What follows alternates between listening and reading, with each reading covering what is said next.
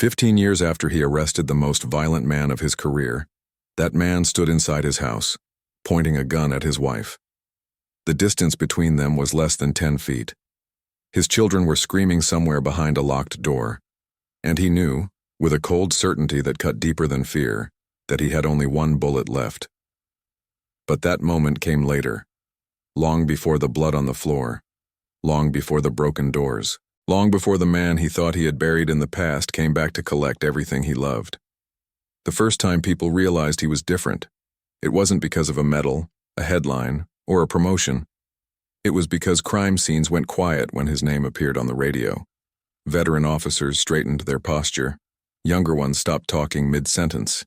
Even suspects, hardened men who laughed in interrogation rooms, shifted in their chairs when they heard who had arrested them.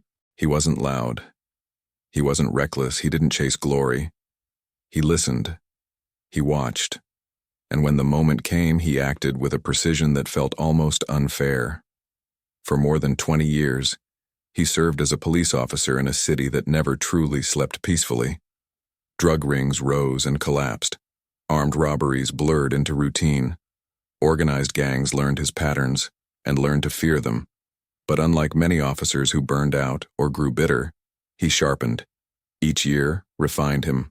Each mistake taught him something new. Each close call left a quiet mark that made him better the next time. He became known not just for catching criminals, but for how he did it. No wasted movements, no unnecessary shots, no panic, and above all, no mercy for men who believed violence made them untouchable. What most people never knew was that his greatest strength wasn't his aim. It was his mind. During endless nights cleaning his service weapon, he noticed things others ignored.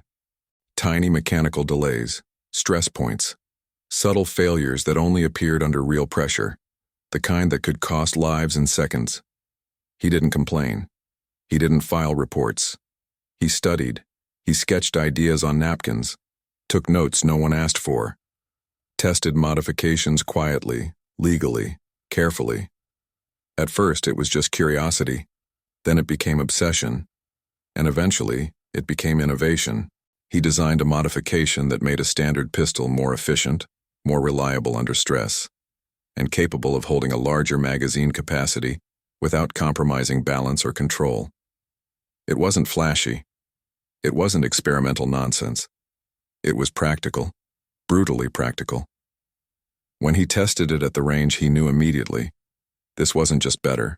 This was different. He didn't know it yet. But that weapon would one day be tested in the worst possible way. Word spread faster than he expected, first among colleagues, then instructors, then professionals outside the department. A few months later, he found himself sitting across tables he never imagined. Investors, engineers, lawyers, men who didn't care how many criminals he'd arrested. They cared about results, and his design delivered them. Within 2 years, his life changed completely. He left the police force with honors, respect, and something few officers ever achieved: financial freedom. The invention made him wealthy beyond anything his badge ever could. Some said he sold out. Others said he was smart enough to escape before the job destroyed him. He didn't argue with either, because the truth was simpler.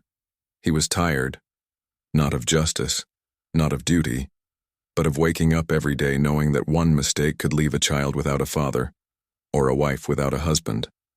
When he met her, the woman who would become his wife, she saw past the reputation. She didn't see a legend. She saw a man who flinched at loud noises, a man who woke up before sunrise even when he didn't need to, a man whose eyes scanned every room before his body entered it. She didn't ask him to change. She simply stayed. Together, they built a life that felt almost unreal after decades of chaos. A quiet neighborhood, a house filled with laughter instead of sirens, 2 children, a boy with his stubborn jaw and curious eyes, a girl whose smile disarmed everyone. For the first time in his adult life, he learned what it meant to be ordinary. He grilled on weekends, helped with homework, argued about bedtimes, drove carpools, fixed things around the house that had nothing to do with survival. At night, when the house went quiet, he sometimes stared at the ceiling. replaying instincts he no longer needed. But gradually, even those faded, or so he believed.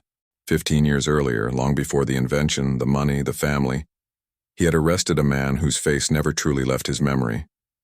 The criminal wasn't famous, he wasn't brilliant, but he was vicious in a way that felt personal. He enjoyed fear, fed on it, left scars wherever he went.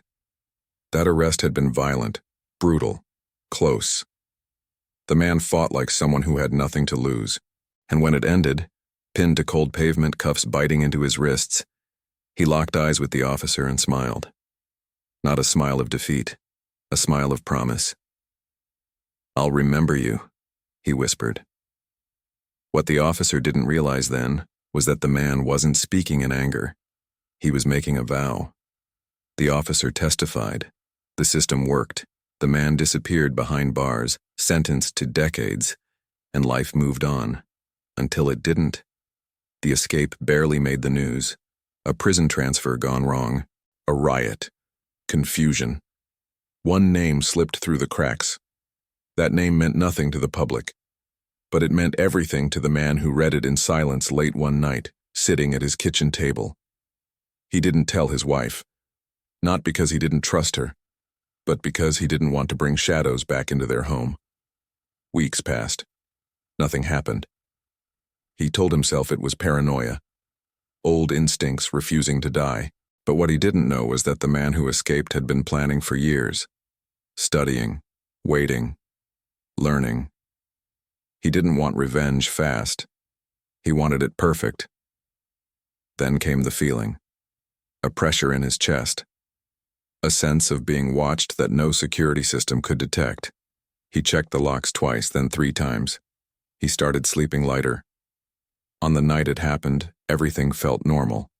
Dinner, homework, laughter. Until something wasn't. A sound outside that didn't belong. Too soft to be accidental, too deliberate to ignore. He froze mid-step. And in that moment, the man he used to be came rushing back. His heart didn't race, it focused. He moved fast but calmly, guiding his wife and children down the hallway. No panic. No raised voice. Just quiet authority. "Bathroom. Now. Lock it. Don't open it for anyone." His wife looked at him once. She understood immediately. He closed the door behind them and turned toward the bedroom safe. Inside was the one thing he hoped never to use again, the pistol he had designed himself. The irony wasn't lost on him. As he chambered around, the first door downstairs shattered. Footsteps. Multiple. Heavy. Not burglars, hunters. And somewhere below, a voice laughed. Low. Familiar. Patient. The past had found him. The laughter echoed again, drifting up the staircase like smoke. Slow, unhurried, confident. He recognized it instantly. 15 years hadn't softened it. If anything, it sounded more satisfied now, like a man who had waited long enough to enjoy every second of what came next. The ex-officer positioned himself at the top of the stairs, his back pressed against the wall, pistol steady in his hand. His breathing slowed, controlled the way it always did before violence. His ears strained, separating footsteps from echoes, weight from intention. 5 men, at least. They moved with purpose, spreading through the house instead of rushing. That told him everything he needed to know. This wasn't a robbery, this wasn't chaos, it was planned.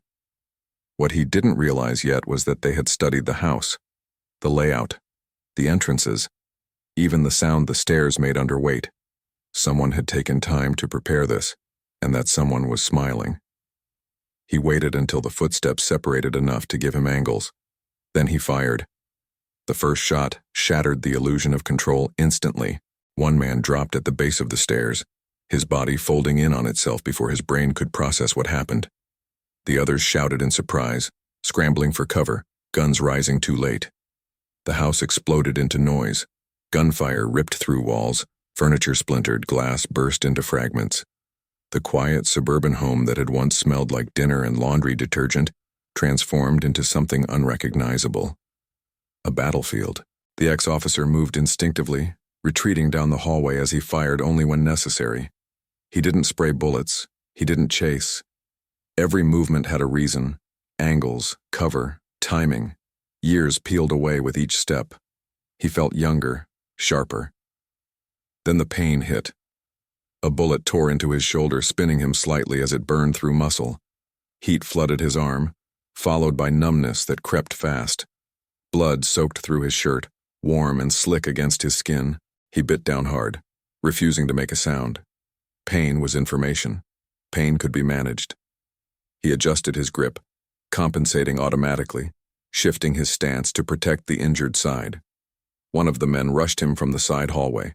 A mistake. The ex-officer pivoted and fired once. The man went down hard, sliding across the hardwood floor, eyes wide with disbelief as life drained out of him. Another tried to flank through the kitchen. The ex-officer heard the footstep before the body cleared the doorway. He fired through the wall without seeing his target. The scream that followed confirmed the hit, but the weight of years began to press in. His breath shortened, his legs burned, his shoulder throbbed with every heartbeat. The time he'd spent away from violence wasn't abstract anymore. It was collecting its debt. He ducked behind the corner just as a burst of gunfire shredded the drywall beside him. Plaster dust filled the air, coating his tongue, burning his eyes. Then something went wrong. A door burst open behind him, one he hadn't checked. The impact slammed him into the wall, knocking the air from his lungs. His pistol flew from his hand, skidding across the floor and disappearing under a table. For a fraction of a second, fear broke through. Raw, sharp. The man on top of him smelled like sweat and adrenaline. A fist connected with his jaw, stars flashing across his vision. The ex-officer felt cartilage crack in his face. Then rage pushed fear aside. He drove his elbow upward, slamming it into the man's throat with everything he had left. He felt something collapse under the blow. The man gagged, hands clawing uselessly at his neck. They struggled on the floor, bodies colliding, fists connecting, bones cracking. Blood mixed with sweat, making the hardwood slick beneath them. The ex-officer rolled, reaching desperately for his weapon. His fingers closed around the grip first. One shot. The body went still. Silence followed. Brief, deceptive. He lay there for a second longer than he should have, chest heaving, vision narrowing at the edges. His shoulder screamed, his arm trembled. He forced himself upright, leaning against the wall. He checked the magazine by touch alone. Not full, not empty. Enough. Or so he hoped. That was when he heard it. A door opening upstairs. Not the bathroom. The bedroom. His stomach dropped. The man he had been fighting, the one he had hoped would never see his family, was already where he feared most. He moved. Pain tore through his shoulder as he climbed the stairs, but he ignored it. His legs protested. His vision blurred. He forced his body to obey, one step at a time. Halfway up, a voice echoed down the staircase. Slow, mocking, satisfied. Still protecting everyone, huh? He froze. That voice. 15 years hadn't dulled it. If anything, it carried more confidence now. The confidence of a man who believed he had already won. The ex-officer looked up. The man stood at the top of the stairs, gun in hand, smiling wide. New scars cut across his face. Prison souvenirs. But his eyes burned with the same hatred. And beside him stood his wife. The gun rested gently against her temple like an intimate gesture. Her hands trembled, but she stood upright. Her eyes locked onto her husband's, filled with fear and trust. Drop it, the man said calmly. Let's not make this messy. The ex-officer glanced past him toward the hallway. The bathroom door was still closed. The kids were inside, alive. Slowly, deliberately, he lowered his weapon. You got me, he said. His voice surprised even him. It was steady, controlled. This was always between you and me. The man laughed. Oh, it still is, he replied. That's the best part. He shoved the wife forward, forcing her to her knees. She gasped, but didn't scream. Her hands clenched against the floor. The ex-officer felt something tear inside his chest, something deeper than the wound in his shoulder. "Let them go," he said. "They had nothing to do with this. Take me. That's what you want." The man tilted his head, pretending to consider it. Then he shook his head slowly. "No," he said. "I waited too long for that." He gestured around the house with his free hand, eyes glittering. "I heard stories about you. The legend. The perfect cop. The man who never missed." His smile twisted. "I wanted to see what you'd look like when you couldn't save everyone." The ex-officer glanced down instinctively. 1 round left. He knew it the moment his fingers brushed the magazine. 1 shot, 1 chance. And the distance between them felt impossibly far. "You're going to watch," the man continued. "Watch them beg. Watch them cry. And when you're finally broken enough..." He leaned closer to the wife's ear. "Then I'll kill you." Something ancient stirred inside the ex-officer. Not training, not logic. Something older, raw, violent. He felt his body coil, preparing for something reckless, something desperate. But before he could move, a sharp thud echoed down the hallway. Small feet, running. The bathroom door burst open. His son ran out screaming, terror written across his face. Without thinking, without hesitation, the boy kicked the man's leg as hard as he could. The kick landed against the man's shin. Not enough to injure, but enough to surprise. The man stumbled half a step, cursing, his grip loosening for a fraction of a second. And that was all it took. The ex-officer dove. The ex-officer dove. Pain exploded through his shoulder as his body hit the floor hard, the impact driving the air from his lungs. For a split second, the world narrowed to sound and instinct, the scrape of fabric against wood, the sharp inhale of his wife, the startled curse of the man above him. Time stretched. His fingers clawed forward, sliding across the floor slick with blood and dust. His heart hammered so violently it drowned out everything else, every thought collapsing into a single command. Now. His hand closed around the grip. He rolled onto his back, raised the pistol, and fired. The sound was deafening inside the house, a single violent crack that echoed off the walls and seemed to freeze the air itself. The man's expression changed instantly, surprise flashing across his face, followed by something close to disbelief. He staggered backward. The gun slipped from his fingers. Then he fell. His body hit the floor with a final, hollow sound that carried more weight than any scream. Silence swallowed the house. For a moment, no one moved. The ex-officer remained on the floor, arms locked, weapon still raised, eyes fixed on the body as if expecting it to rise again. His chest heaved violently, each breath scraping his lungs like broken glass. His shoulder burned, numb and alive at the same time, but he didn't feel relief yet, only disbelief. Then he heard it, crying. Soft at first, then uncontrollable. His wife collapsed beside him, her knees giving out as the fear finally released its grip. She clutched his shirt with both hands, fingers digging into the fabric like she was afraid he would disappear if she let go. He dropped the weapon immediately, pulling her close, his free arm wrapping around her as tightly as his injured body allowed. "It's over," he whispered, voice shaking despite himself. "It's over. You're safe." The words felt fragile, like something that could shatter if spoken too loudly. His son stood frozen a few feet away, chest rising and falling too fast for his small body to manage. His eyes were wide, locked on the man lying motionless on the floor. His daughter appeared behind him, clutching the doorway, silent tears tracing lines down her face.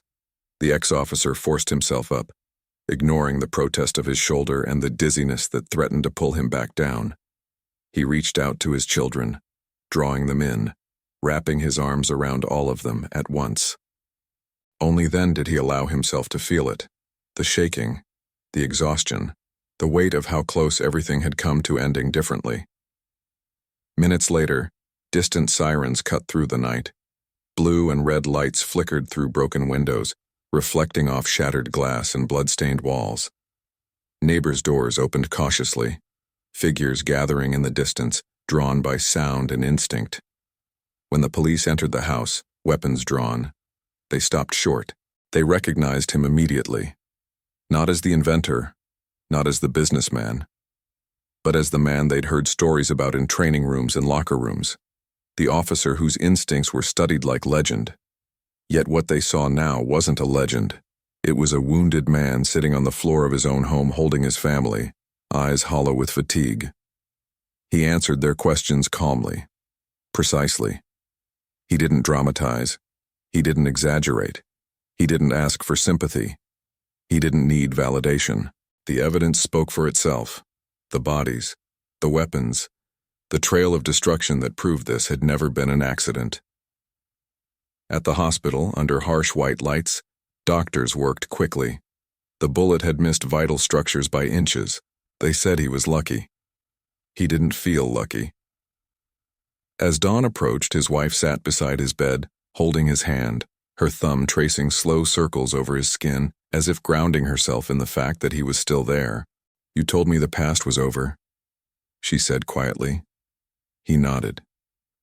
"I believed it." She squeezed his hand tighter. "So did I." The kids slept curled up in chairs nearby, drained by fear and adrenaline. He watched them breathe, counting each rise and fall of their chests, memorizing it like proof that the night hadn't taken them from him. When they finally returned home days later, the house felt different. Too quiet. Too open.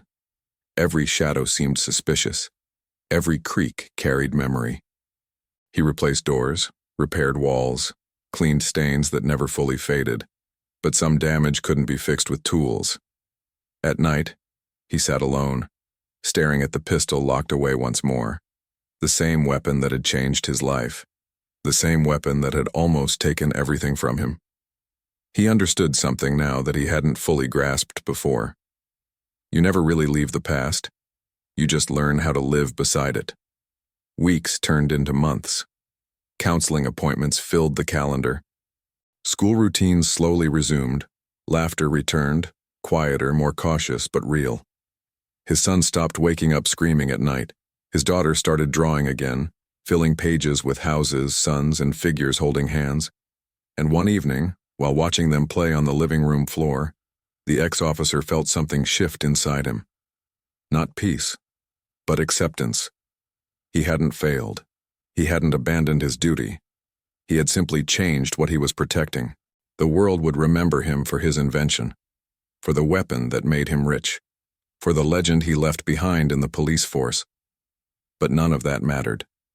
Because when the moment came, when the past knocked on his door armed with hatred, he stood between it and the people he loved. He didn't protect the world that night. He protected his family. And that was the only badge he ever needed. So, that's the end of this story, but there are plenty of other great ones right here. Before you go, don't forget to hit that like button, subscribe, and ring that little bell.